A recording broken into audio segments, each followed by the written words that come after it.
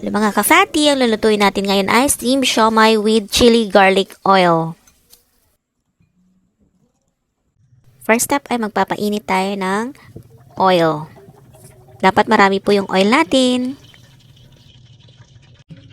Pag mainit na yung mantika, ilagay na natin ang mga bawang.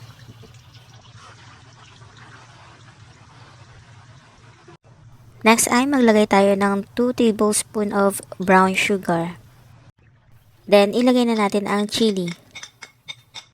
Haluin natin ito maigi para mag-well incorporate ang anghang nito sa bawang. Lutuin natin ito sa slow fire and continue mixing lang po tayo para hindi siya masunog.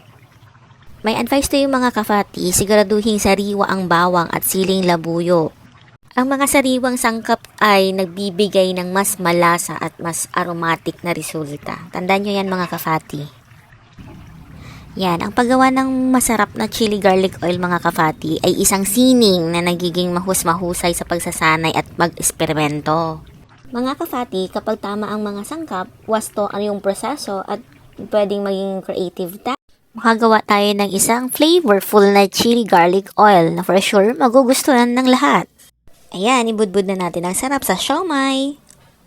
Thank you for watching mga kafati!